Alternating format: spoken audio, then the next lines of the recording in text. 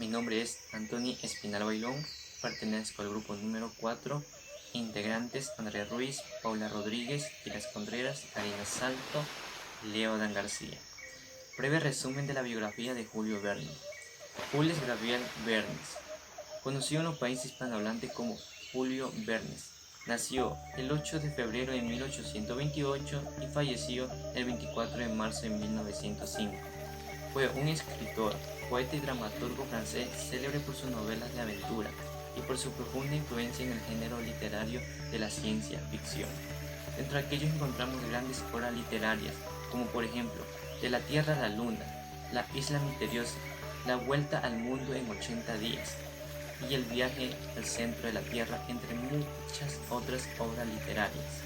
A continuación, es un gusto presentarle El Viaje al Centro de la Tierra. A continuación, Viaje al Centro de la Tierra. El capítulo 1 al capítulo 8 relata lo siguiente. Lindenbrock es un profesor de mineralogía. Un día llegó muy precipitadamente a casa. Vive en una de las calles más antiguas de Hamburgo.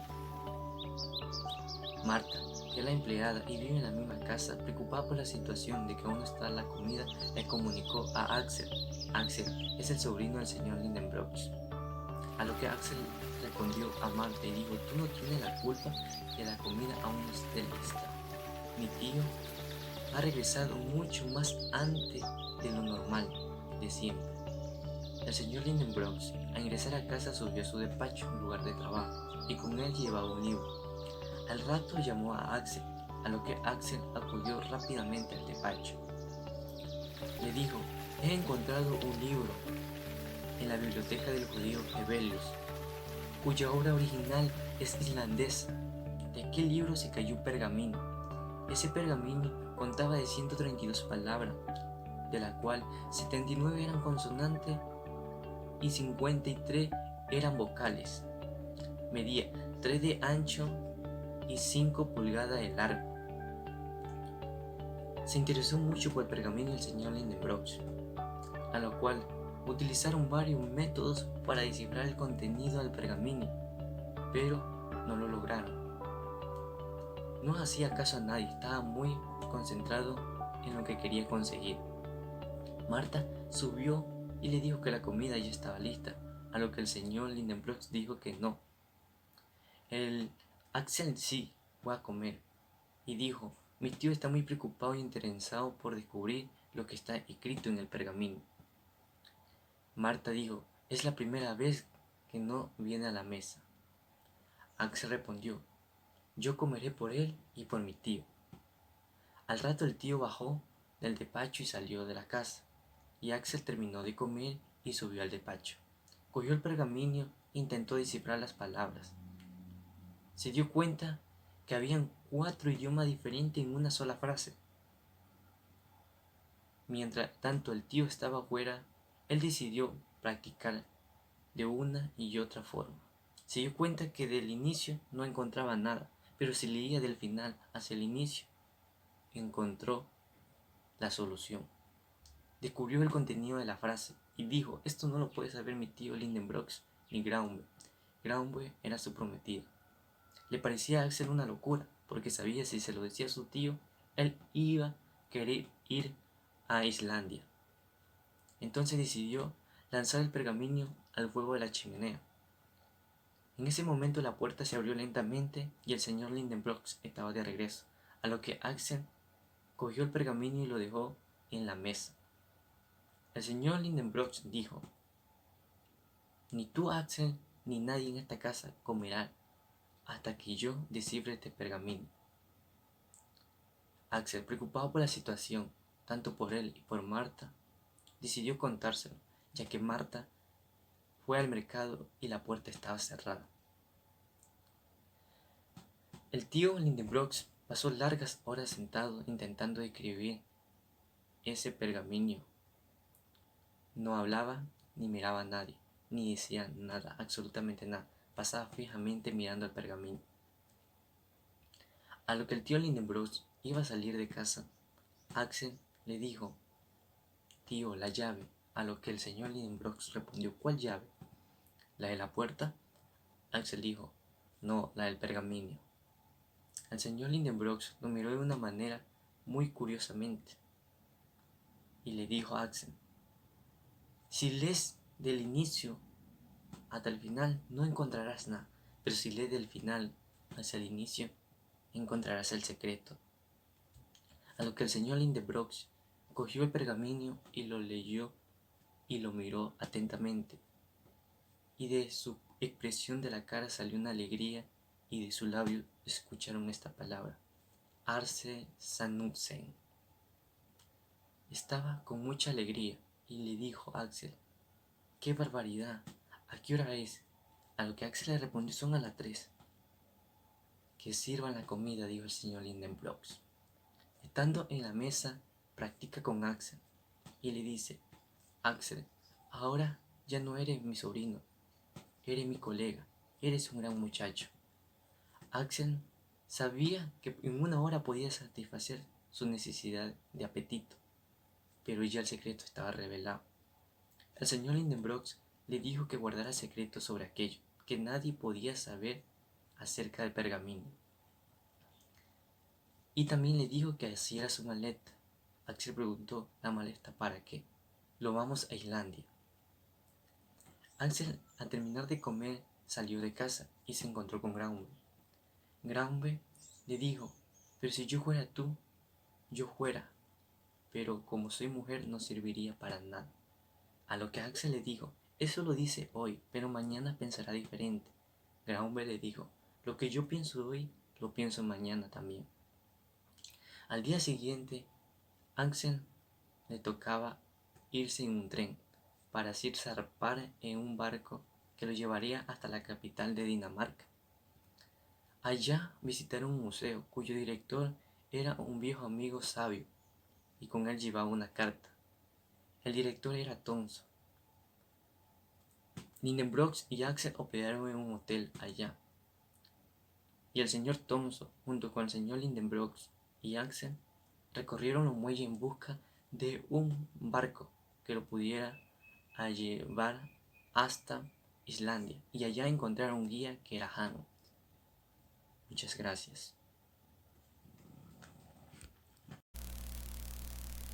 Hola, mi nombre es Andrés Eduardo Ruiz Triviño y voy a hacer un resumen del capítulo 9 al capítulo 16. En este capítulo se relata cuando a Lindenbrook le entregaron las recomendaciones que le consiguió muy amablemente su amigo Thomson. Luego de esto se enfrentaron a un viaje en el buque, se enfrentaron a muchas cosas en mar, especialmente el cambio de marea repentino que ya venía contrario a ellos. El profesor Lindenbrook se encontraba un poco mareado y prefirió irse a descansar al camarote. Luego de todo lo que pasó, todas sus travesías en el mar, Lindenbrook le mostró a su sobrino la península de Sneffels. Se bajaron del barco y luego lo esperaba un magistrado. Se encontraron con un bellísimo hombre llamado Rey. Después de esto, dijo que solo hablaba latín e irlandés. Después de esto le dijo a Alex que ya había pasado por lo más difícil, y Alex, sorprendido: lo más difícil es poco, imposible. Pero luego rectificó y pues lo vio por otro punto de vista, y si era cierto. Luego de todo eso, el profesor no quería más pérdidas de tiempo y se dirigió inmediatamente a ver si encontraban algún manuscrito. Lindenbrook estaba saciando su hambre, ya que días anteriores estaba en dieta por el motivo de encontrar lo que estaba en el pergamino.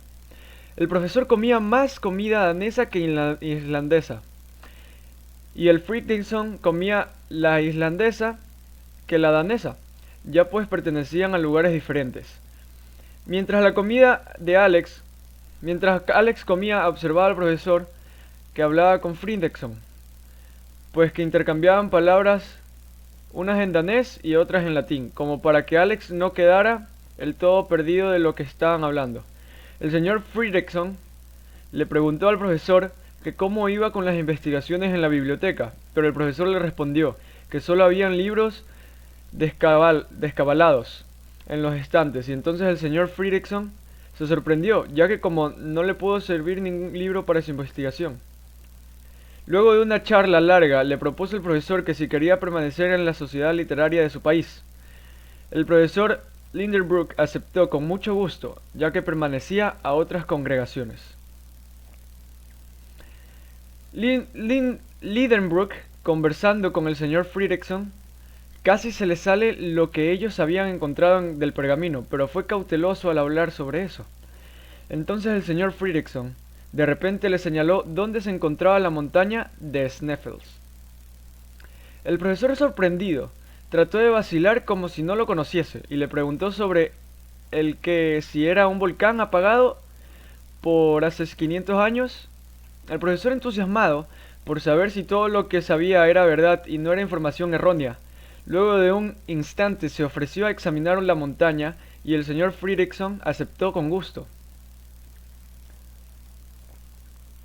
El profesor, con la conversación que obtuvo con el señor Fredrickson, le sirvió mucho, ya que supo mucho de la historia sobre el extraño documento de Saknussemm, y le dio las más grandes condolencias porque el señor Fredrickson no los puede acompañar por sus ocupaciones.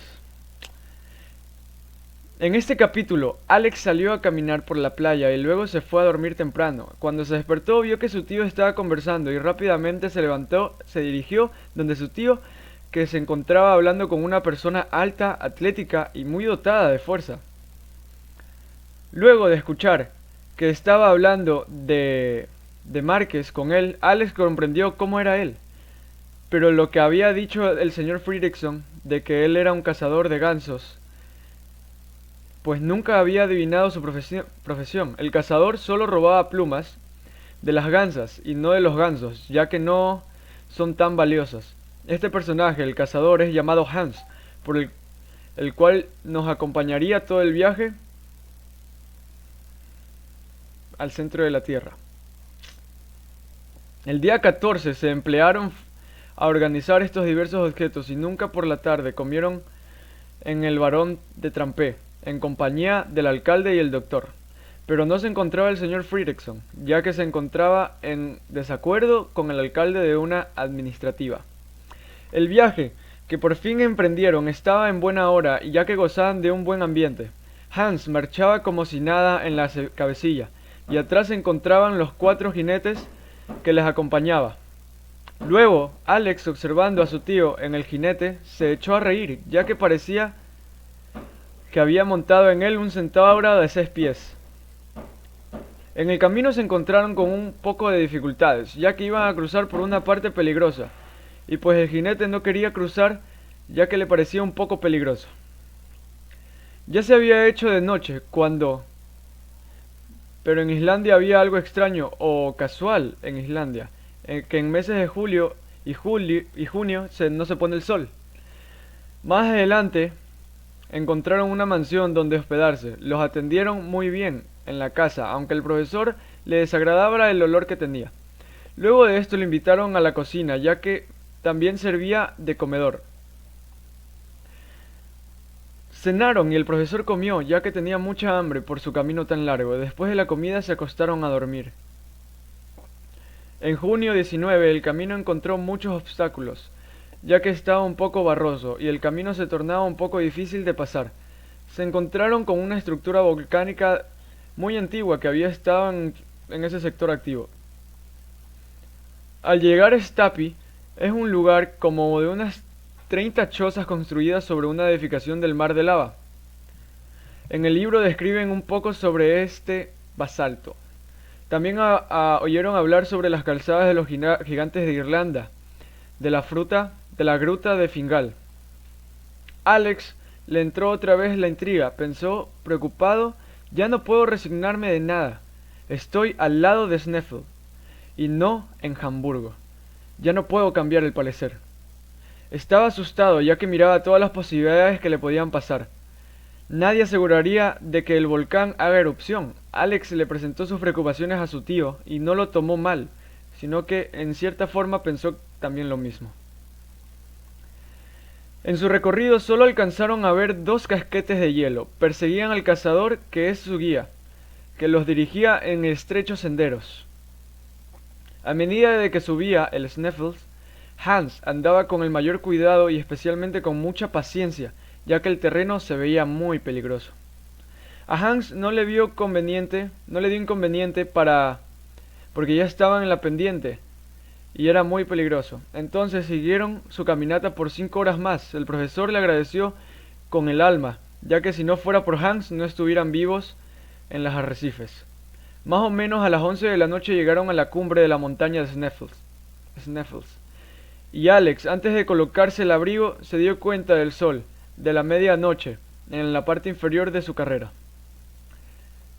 Comieron muy deprisa. Alex reprochaba por la cama tan dura, pero supongo que no era el único. Sin embargo, Alex esa noche pudo dormir mejor que otras noches, ni se dio cuenta de cuándo amaneció. Se dirigió a contemplar el paisaje tan hermoso que podía contemplar de Islandia, desde esa altura, como de unos 5000 pies. Al mediodía vio un pedazo de punta de Scartaris que se hundía en la inmensidad, y observó que en el interior del cráter se encontraban 3 chimeneas, en lo cual arrojaban fuego, pero no pudieron seguir mirando, ya que era espantoso imaginar cosas que no se debían imaginar. El profesor metió un grito. El pobre de Alex lo único que pudo pensar es que se resbalaría y desaparecería, pero no fue así. El profesor le gritó: «Alex, ven». Entonces observó y el profesor preguntó: «¿Aún no me crees? Eres otra vez el hombre de Arne Sagnussen». Alex, impactado, no sabía qué decir o pensar. Se volvió a quedar donde estaba cantando. Volvió a reflexionar, pero cuando se dio cuenta Hans, el profesor, se encontraba en el fondo del cráter. Los islandeses fueron despedidos y bajaron por la pendiente de Sneffels hacia Stapi. Entonces, después de un instante, el sol se ocultó nuevamente. Ya era el 25 de junio. Entonces Alex le dijo que si sigue así, deberían dejar para el otro año esta expedición. Pero el profesor se negó y tenía toda la esperanza en él. Ya era 26 de junio y estaba en un opaco. Estaba lloviendo, con una mezcla de nieve y así todo el día. Alex observó al profesor como no le quitaba la mirada al cielo. Ya era 28 de junio. ¡Bingo! El sol resplandeció dentro del cráter. El profesor estaba muy feliz. «Adelante», respondí el profesor. Eran la 1:13 de la tarde. En los siguientes capítulos nos habla de las duras travesías por las que tuvieron que pasar Hans, el profesor y Axel. Hans, Axel y el profesor intentaron llegar al fondo del volcán. Axel al principio no quería hacer este temible recorrido, pero al ver que Hans, el guía, no tenía miedo alguno, aceptó sin decir nada. Gracias a la astucia del profesor, lograron bajar. Al amanecer del día siguiente, iniciaron el recorrido. Axel estaba muy preocupado porque mientras más iban caminando, más se iban adentrando, iba subiendo un poco más la presión. Temía que no aguantaran la presión y lograran morir. Siguieron con el descenso hasta que llegaron a la chimenea. En este lugar se encontraron en el centro de una encrucijada, en el cual el profesor escogió los caminos al azar. El profesor no tenía idea de cuál camino iba a ser el correcto. Sin embargo, no quería que lo vieran titubear, así que simplemente escogió un camino y ya. Axel y el profesor estaban en desacuerdo, ya que a Axel le parecía que se alejaban del camino y le preocupaba que el profesor estuviese equivocado y que estuviesen por el camino incorrecto. Se les acababa el agua y no encontraban más, no encontraban una laguna, no encontraban un pozo, no encontraban nada. El profesor, por otro lado, hizo caso omiso a las preocupaciones de Axel. La comida y el agua escaseaban de una manera lenta. Axel estaba realmente preocupado, por lo que ese día, en la noche, no pudo dormir nada. Lo que él hizo fue contar las horas hasta que amaneciera.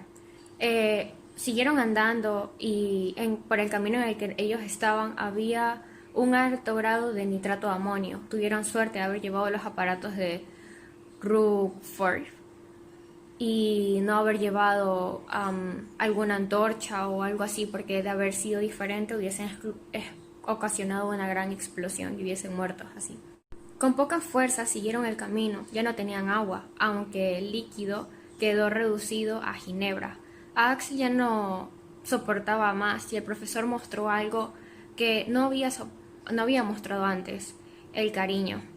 el profesor había dejado guardado una pomita, una reserva de agua, por si acaso Axel se llegaba a desmayar o algo así.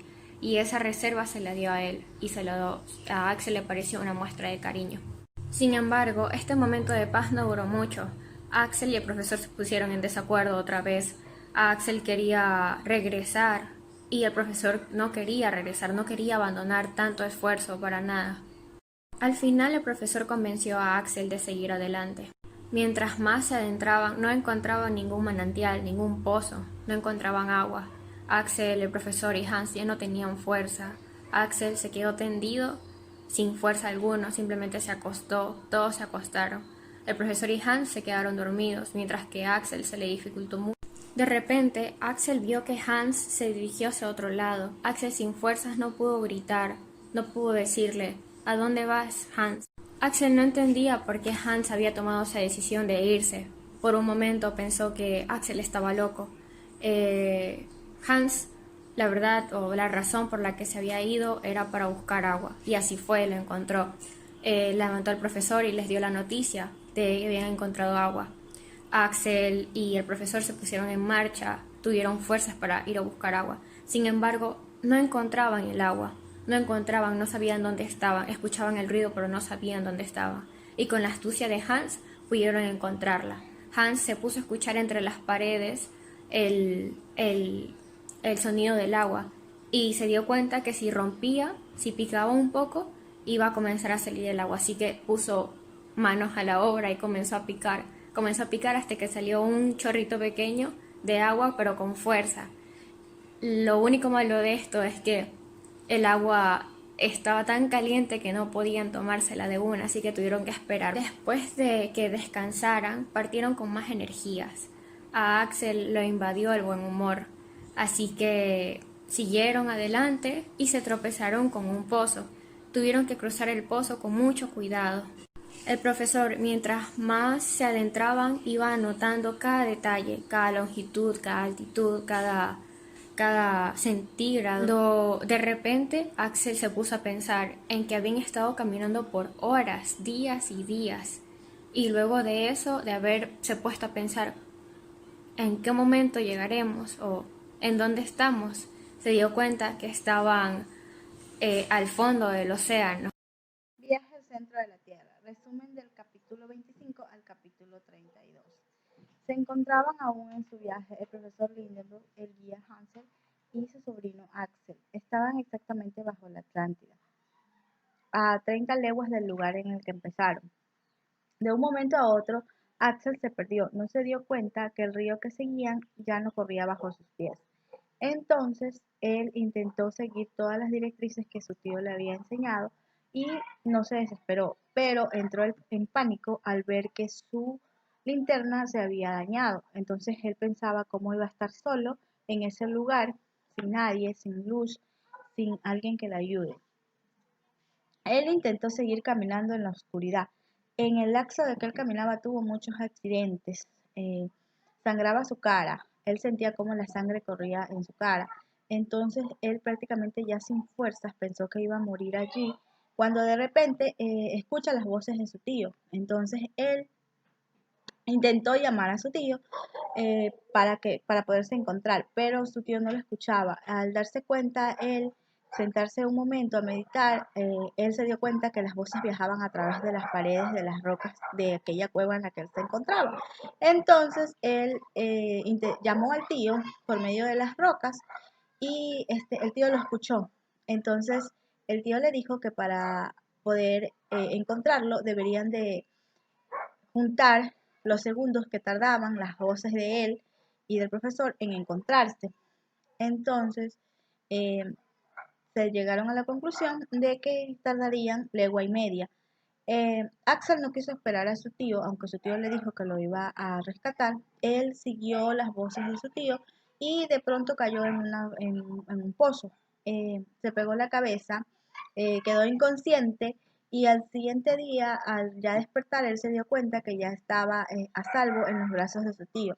Al despertar intentó salir porque vio un pequeño resplandor y quería saber qué era esto. Pensaba que ya estaban fuera del centro de la Tierra en el que se habían entrado. Entonces, el tío les dijo que no, que descansara un día más para que pueda recobrar fuerzas. Fue allí que Axel durmió, tuvo muchos sueños hasta que despertó y quiso salir. El profesor Lindenbrook no lo quería dejar salir, pero en la insistencia de Axel, él salió.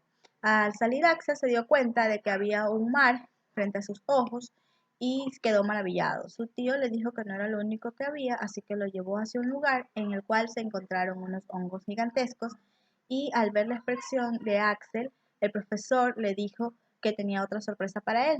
Lo llevó y vieron fósiles de árboles y de animales como el mastodonte que ya están totalmente extintos. Ellos se maravillaron. Entonces el tío le dijo que iban a seguir el camino de conseguir algo para que los pudiera llevar a través del mar, eh, para así poder viajar más rápido y encontrar su destino. Entonces Axel le dijo que cómo iba a ser posible que iban a construir un barco si no había con qué. Entonces el tío le dijo que no sabía nada, que los años de experiencia no le habían permitido saber que esos fósiles de árboles servían para poder implementar una pequeña balsa. Cuando el profesor llevó a Axel al lugar donde Hansel ya tenía prácticamente terminada la balsa, surgió una gran sonrisa en la cara de Axel. Entonces dijeron que al siguiente día se iban a echar a la mar y así fue. Al siguiente día cogieron las provisiones, subieron a la balsa y salieron a la mar. Entonces, en ese transcurso, Hansel implementó un nylon con algo, una cuerda, para poder pescar. Al pescar se dieron cuenta que era un pez que estaba extinto, que no tenía visión, y ellos se maravillaron porque eran los primeros seres humanos en ver esa clase de peces que ya no existían en la tierra.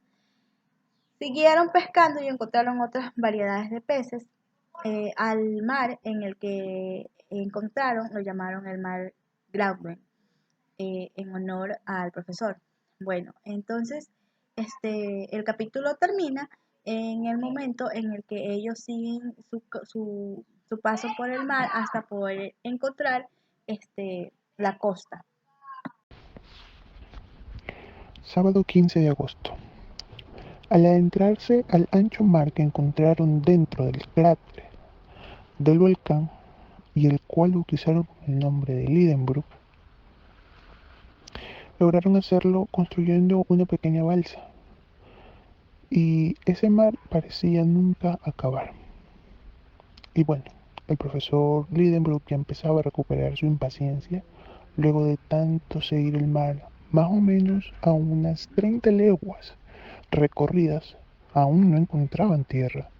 Entonces, igual para saber la profundidad del mar que navegaban, decidieron atar con una piola, bueno, no, la verdad no era un palo, era algo así como un fierro, que si no me equivoco su nombre era una azada, la cual el tío Lidenbrook lanzaba algunas veces y parecía no tocar fondo. De hecho llegaron a pensar que ese mar no tenía fin ni profundidad, e inclusive tenía la misma extensión del mar Mediterráneo y tal vez la del Atlántico. Sin embargo, luego de que la azada fuera lanzada varias veces al extenso mar, una vez sacada se dieron cuenta de que ese hierro había sido vigorosamente apretado por dos cuerpos fuertemente. Y repitió: Hans, Thunder. Bueno, Alex no comprendía porque no sabía islandés. No sabía ese idioma, y entonces vio a su tío y que con su mirada le preguntó qué era lo que trataba de decir, y es que habían mordido ese hierro. Eran dientes los que se veían pegados en él. O sea, en ese mar ya habitaban peces prehistóricos, y Axel pensaba, y todos esos pensamientos lo aturdían, la verdad, y a cualquier persona que haya estado en su lugar, efectivamente lo hubiese aturdido, ya que era algo increíble.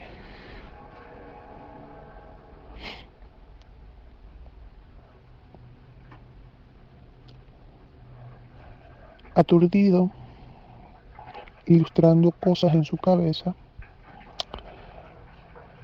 sintiendo incluso escalofríos, porque imagínate, debajo de las aguas navegadas habían peces de especies de monstruos de la primera época de la Tierra, y durante todo ese día se preguntaba de qué animal mitológico eran esas mandíbulas.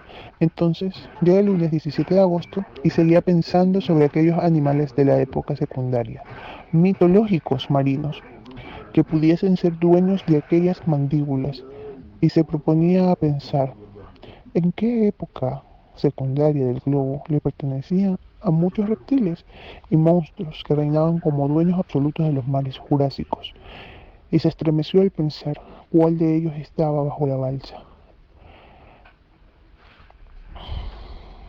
Bueno, entonces Axel pensaba y veía que su tío estaba ahí, pero en realidad no. Su cuerpo estaba ahí, pero su mente estaba en otro lado. Él, con su tranquilidad que siempre lo ha caracterizado, pensaba también, ¿qué animal podría ser? Porque era preocupante la idea de que saliese un animal mitológico de las aguas y se tragara la balsa con todo. Entonces,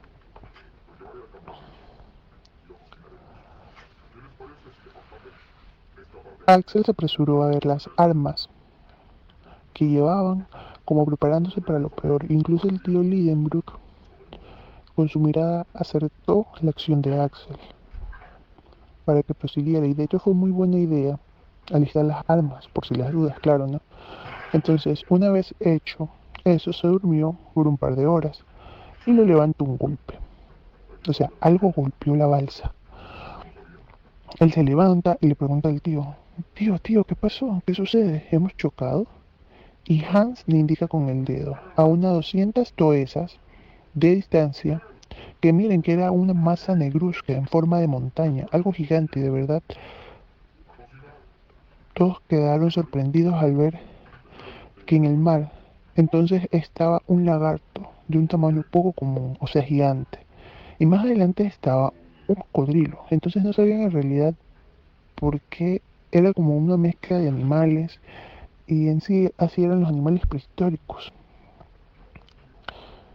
Y no sabían hasta que se dieron cuenta en realidad que efectivamente eran monstruos mitológicos. Al principio se confundieron un poco porque pensaron que eran 4 animales, cuando en realidad eran 2. O sea, al principio habían visto una ballena, un cocodrilo, una serpiente y una tortuga. Los monstruos mitológicos rodeaban la balsa, pero no estaban como que en son de tragárselos vivos o tirar la balsa, porque ellos estaban preocupados por ello. Entonces los animales estaban más que en son de pelearse entre ellos. Y si esto hubiese sido un efecto de la intención de los monstruos, ellos no podían hacer nada porque no hubiesen servido para nada aquellas armas que tenían para defenderse, ya que eran unos animales de tamaño considerable y monstruosos, la verdad. De repente, ya saben exactamente cuál es el nombre de estos animales. O sea, era un ictosaurio y el plesiosaurio. Estos dos empiezan a pelear al paso de una hora y seguían peleando. Y bueno, así entonces el plesiosaurio queda gravemente herido, bueno, mortalmente herido. Entra y sale del mar, eh, lo, entra y sale del mar quejándose y agonizando varias veces. Retuerce la cabeza sobre las olas. Y bueno, el ictosaurio se fue a su caverna submarina, no se lo vio más. Miércoles 19 de agosto. El viento sopla con gran fuerza, pero aún seguía sin acabarse el ancho mar. Mitad Mediterráneo y mitad Atlántico. Sí, igual de mal carácter el tío Lidenbrook. No fue tan largo ese día. 20 de agosto. La temperatura empezando a aumentar y a lo lejos se escucha un ruido, como si fuera una catarata. O bueno, como le decimos aquí, una cascada. Empieza a subir a lo más alto de la balsa Hans y señala con el dedo incluso y no ve más que una lana masa de agua. Y no se sabía con exactitud de dónde salió ese ruido. Quizá del cielo salió ese ruido, de las nubes tal vez. O sea, era difícil imaginar de dónde venía porque estaba a muchas millas bajo el globo. Indefinidamente trataron de buscar y buscar de dónde venía ese ruido. E incluso violencia había. Algún tipo de corriente. O sea, no había nada que explicara y pudiera generar hipótesis de dónde podía provenir. Incluso no era tan difícil de creer que hay una cascada dentro del cráter porque, o sea, ya al momento de encontrar un mar era posible, ¿no? Era totalmente posible. Entonces, Hans señala con entusiasmo algo que se levanta dentro del mar y era una inmensa columna. Bueno, Alex le dijo a su tío que si era preciso cambiar de rumbo, el cual el señor Lidenbrook reprochó y dijo que no, que por ningún motivo que se presentase, así hayan alguna clase de monstruos marinos. Lo peor, en el peor de los casos, no se podía cambiar de rumbo, ya que él estaba enfrascado en llegar al centro del globo. Entonces, ellos pensaron que sí, efectivamente era un monstruo marino porque ya habían visto un par. Entonces, como estaba a una distancia considerable, era difícil de apreciarlo de buena forma. Entonces, ellos lo confundieron. En realidad era un islote. O bueno, era un geyser, tal como los de Islandia. Pero de él brotaba agua hirviendo y era algo en realidad inexplicable, o sea, un calor de 163 grados. Y apuesto que el agua salía un poco ardiente, él pensaba que, bueno, Axel pensaba que hasta ahora la suerte les había acompañado porque habían llegado con no perfecta salud porque antes pasaron un montón de cosas, pero iban muy bien en el viaje. O sea, todo iba dándose con rapidez y dentro de lo normal, o sea, era de esperarse. Era como que había un mundo dentro de nuestro mundo. Y bueno, ya que también un punto a favor que tenía era que ellos habían rompido la ley de que prácticamente era imposible que cualquier ser humano llegue a cierta profundidad. Entonces, iban bien, muy bien de hecho. Bueno, dicho geyser tenía tal calor debido a que toda la calentura del volcán se concentraba en él. Luego de ello, se bajaron en el geyser y pusieron sus pies sobre la caliente masa de granito que constituye el geyser. Toman la temperatura, hacen ciertas pequeñas revisiones y deciden retomar su rumbo.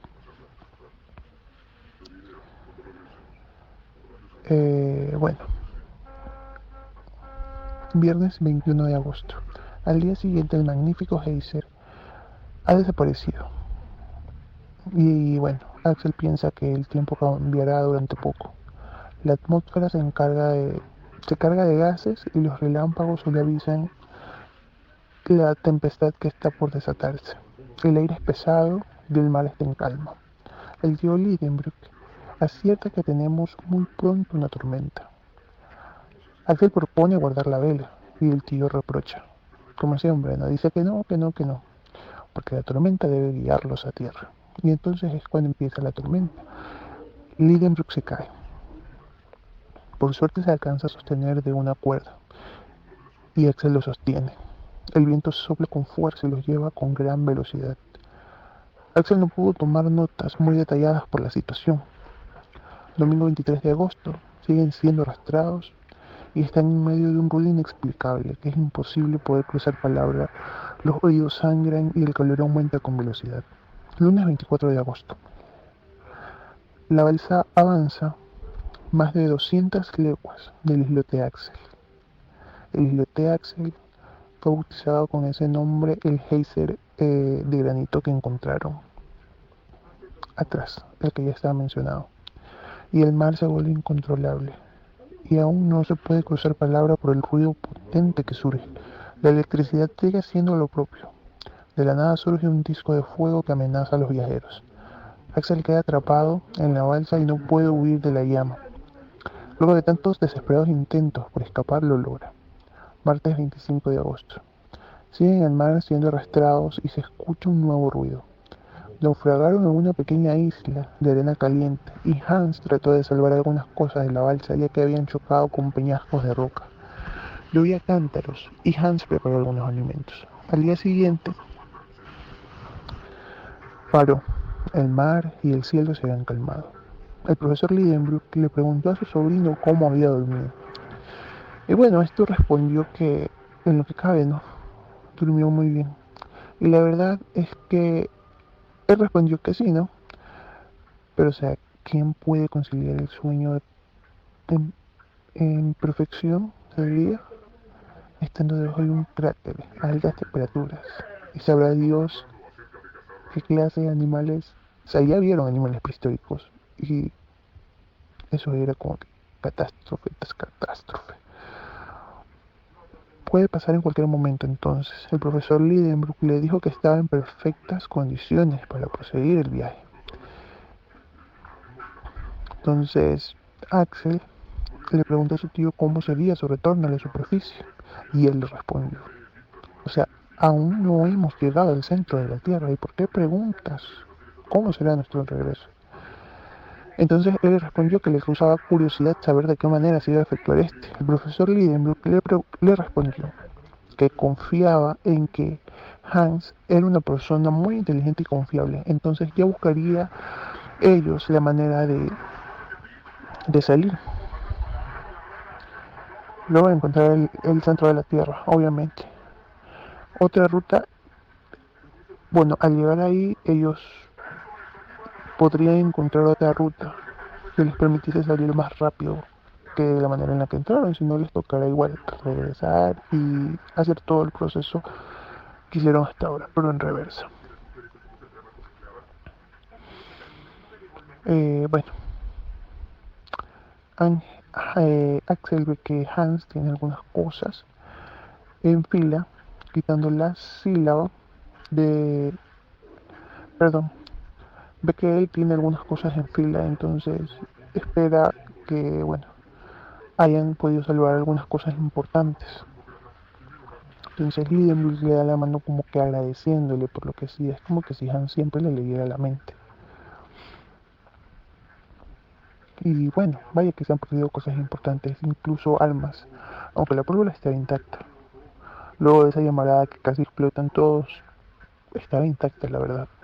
Y aún faltaban fusiles, ya que ellos llevaban ese armamento para protegerse y cazar cualquier animal. Lo bueno es que no se había perdido el manómetro, ya que sin él no se podría calcular la profundidad y no se sabría hasta qué punto habían llegado. La brújula y el cronómetro, los del momento también, bueno, el termómetro también estaba. Entonces, como que por ese lado todo perfecto. Y está bien en cuestión de armas, herramientas, instrumental, entonces falta la cuestión de víveres y se apresuraron a revisarlas. Y bueno, los víveres estaban en sus cajas, alineados en la arena, ya que el mar las había empujado y las había dejado a simple vista en perfectas condiciones. Y se pusieron a revisar y bueno, contaban con galletas, carne seca, ginebra, pescado seco. Y bueno, Axel le dice a su tío que aún tienen como para 4 meses de víveres. Entonces el profesor Lidenbrock no lo creía, en serio, era como que qué suerte que hayan naufragado y los víveres se hayan mantenido ahí con él, no se haya perdido y les hubiese quedado una muy buena razón para poder proseguir con el viaje. Entonces él exclamó: Claro, con esa cantidad podemos ir y regresar tranquilamente, con lo que sobra le podríamos dar un gran banquete a los colegas del profesor Lidenbrock. Bueno, al no poseer más cantidad de agua, perdón, ellos recurrieron a revisar las reservas de aguas lluvias que habían quedado en las rocas de granito. Bueno, la balsa quedó algo destruida, porque se entiende que después del naufragio quedó severamente destruida por los golpes, ya que habían chocado con algunos peñascos de roca, lo cual el profesor encargó a Hans que la reparara, aunque bueno, él no creía que la balsa se la volviese a utilizar. Entonces Axel le preguntó a su tío, ¿cómo sería? O sea, si les tocaría regresar, les tocaría hacer todo el proceso. Entonces él le dijo que se le había ocurrido una idea y que posiblemente no saldrían por el mismo lugar. Bueno, entonces Axel lo miró como con desconfianza y luego, bueno, fue a comer luego. Y para Axel fue una de las mejores comidas de la vida. Durante la comida, Axel le preguntó a su tío dónde exactamente se encontraba, y el profesor le respondió que calcularlo era sumamente difícil, ya que durante los 3 días de la tormenta era casi imposible saber dónde estaban exactamente, inclusive tomar notas de la velocidad y la dirección que tomaba la balsa, pero podrían aproximar la ubicación, ya que la última anotación se la hizo en el islote Axel. Entonces, analizando que tuvieron 4 días de tormenta, que iban a una velocidad aproximada de 80 leguas cada 24 horas, entonces a eso le vamos a agregar las 300 leguas y el mar Lidenbrock tendría unas 600 leguas de punto a punto. Axel le dice a su tío que si sus cálculos son perfectos, podrían decir que había una gran posibilidad de que estuviesen por encima de sus cabezas el mar Mediterráneo. Entonces Lidenbrock le dice a Axel que no se sabría exactamente si estarían debajo del mar Mediterráneo o no, o simplemente en Turquía o en cualquier otro lugar del mundo. Supuso que la isla estaba al sur del puerto Grauben, pero iba a consultar con la brújula. Efectivamente, el tío fue y consultó con la brújula, el cual, debido al efecto electromagnético, se volvió loca. El profesor Lidenbrock no lo podía creer, porque donde ellos estaban, ellos aseguraban que estaba el sur, y esta apuntaba hacia el norte, pero la brújula estaba en perfecto estado, incluso la revisaron y todo, y sí, estaba muy bien. Entonces, donde ellos apuntaban, ella avisaba la misma dirección. Lidenbrock quedó desconcertado, pero al mismo tiempo enfureció, porque ya todo lo que habían hecho después del puerto Grauben parecía en vano, ya que había ido hacia atrás en lugar de hacia adelante. Lidenbrock decidió proseguir el viaje sin importar cuáles fueran las trabas que éste le pusiese. Bueno, dijo al final que se sabría quién podría más, si la naturaleza o el hombre. Pero Axel le dijo, viendo que no se debería luchar, le dijo y le hizo pensar que no se debería luchar contra la naturaleza, porque sería algo imposible. Y para un viaje así no estaban realmente bien equipados, porque no se podría cruzar un mar entero solamente con una balsa improvisada, y ellos lo lograron cruzar el gran mar, aunque perdidos, pero lo lograron. Durante 10 minutos empezó a decir varias cosas que valían la pena del viaje sin ser interrumpido, pero era que en realidad el profesor Lidenbrock no le estaba prestando atención, y lo único que le respondió fue a la balsa. Y Hans terminaba justo de reparar en ese momento la balsa, como si le leyera el pensamiento. Entonces, ¿cómo Axel podía luchar con 2 personas si Hans había ya perdido toda negación y voto? Él se debía tanto a su señor, y bueno, ¿qué les quedaba más que obedecer? Partirían por la mañana, siguiendo el debido al tiempo. Axel decidió examinar la isla donde habían naufragado, ya que era poco el tiempo que estarían. Y bueno, empezaron a caminar y a caminar sobre las rocas, caparazones y conchas de tamaño normal, y pensar que ese terreno alguna vez perteneció a criaturas del periodo Plioceno. El profesor, al igual, examinaba las fisuras de las rocas y durante una milla recorrieron la isla, y el suelo en su momento cambió y avanzaron sobre fragmentos de granito. Y más adelante, una llanura de esqueletos apareció frente a ellos, y se podría decir que se trataba de un cementerio. Eran los primeros suelos del mundo habitado, eran esqueletos de los animales prehistóricos. El profesor Lidenbrock levantó su brazo con gran asombro, ya que se encontraba frente a fósiles de Leotoreitos, Medicoteiros, Mesodontes y sin fin de criaturas antediluvianos, y tuvo otro motivo para impresionarse. Corrió y cogió un cráneo humano. Y era para sorprenderse, exclamó. ¡Ay, señor Edward! ¡Ay, señor de Quaterfires! ¿Qué no dirías y qué no darías por encontraros donde ahora me encuentro? Yo, Otto Lidenbrock. Capítulo 38. Luego de dar 20 pasos, el profesor encontró frente a sí un ejemplar del hombre cuaternario. Todos se quedaron mudos. Era un cuerpo humano perfectamente reconocible. ¿Cómo se pudo conservar durante tantos siglos?, se preguntó Alex. Entonces el profesor les dio un discurso como si se encontrara en un museo. Se quedaron analizando el cadáver por un buen rato hasta que avanzaron más, y a cada paso que daban encontraban otros nuevos. Era increíble. Capítulo 39. Llegaron a una selva donde encontraron vegetación de época terciaria y animales gigantescos. Incluso Alex se asustó por los elefantes, pero no se imaginaban que más adelante encontrarían a un humano aún más grande que los elefantes. Entonces abandonaron la selva inmediatamente. En el camino, Alex encontró un puñal con el nombre de un hombre grabado en él. El profesor quería buscar a ese hombre, así que empezaron a recorrer la elevada muralla. Encontraron en un túnel oscuro las iniciales AS grabadas. «Arne Sagnussen», exclamó el tío. Capítulo 40. Alex se llena de energía y entusiasmo, tanto que quería entrar de una vez a la galería, pero el tío le dijo que era mejor si antes llevan a Hans y una balsa. Entonces fueron a buscarlo. Cuando ya estaban los tres juntos de nuevo, navegaron. Pero al llegar a la galería, una enorme roca obstruía su entrada.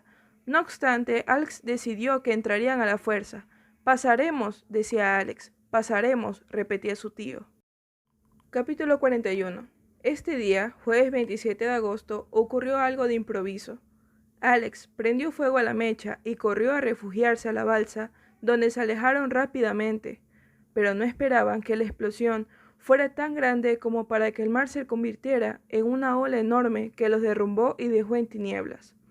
Pasaron las horas en oscuridad absoluta. Alex reflexionaba acerca de todo. Después de un periodo de tiempo bastante considerable, los tres se encontraron por fin al aire libre y aún encima de la balsa. Capítulo 42. Creían que eran las 10 de la noche y se encontraban subiendo. Encendieron una antorcha. «Alex, la situación es casi desesperada, pero hay aún algunas esperanzas de salvación», dijo el profesor. Se dieron cuenta de que se estaban quedando sin provisiones, así que comieron lo último que tenían y continuaron subiendo. Luego de un tiempo la temperatura empezó a aumentar y consigo el terror de Alex de una posible catástrofe. Capítulo 43. Incluso la brújula estaba como loca.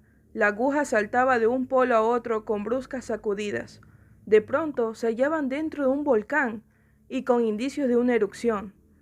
Pero después de hacer un análisis, Alex se dio cuenta de que en realidad no estaban en la chimenea de un volcán, sino en algún conducto donde repercutían los fenómenos que en ella tenían efecto. Luego, cada tanto, eran lanzados como si de un proyectil se tratara. Alex no recuerda qué sucedió exactamente durante las horas siguientes. Capítulo 44. Cuando recobró la conciencia, junto a él estaban Hans y su tío. Ninguno sabía dónde se encontraban exactamente, y se empezaban a desesperar. Empezaron a caminar hasta que encontraron una campiña. Fueron afortunados. Se les acercó un niño al que le preguntaron dónde estaban. Stromboli, contestó el pastorcillo y salió corriendo. Después de terminar de comer frutas y tomar agua, se pusieron en marcha hacia Stromboli. Hans les reclamó su paga, se dieron un apretón de manos y sonrió. Capítulo 45. El capítulo final. Fueron recibidos por los pescadores de Stromboli, quienes les dieron vestidos y víveres, y luego de unos días llegaron a Hamburgo. Finalmente. Es imposible describir la estupefacción de Marta y la alegría de Grauben al verlos entrar por las puertas. Al principio, nadie le creía al profesor que había viajado por el mundo entero, pero la presencia de Hans y las informaciones de Islandia modificaron la opinión pública. El profesor Lidenbrock llegó a ser un personaje importante y su sobrino Alex un ilustre sabio. Ambos le tomaron mucho cariño a Hans, pero este se marchó de Hamburgo. Para concluir, este viaje al centro de la Tierra produjo una unánime sensación en el mundo. Sin embargo, el hecho de la brújula seguía sin explicación y eso amargaba la gloria. 6 meses después, Alex encontró la brújula y notó que sus poles estaban invertidos. Le explicó al profesor que debió haber sido por el fuego que emanó el hierro de la balsa durante la tempestad en el mar, y esto explicaba su error de modo satisfactorio. Desde ese día, el profesor Lidenbrock fue el más feliz de los sabios y Alex el más dichoso de los hombres. Por cierto, también se casó con Grauben. Y fin.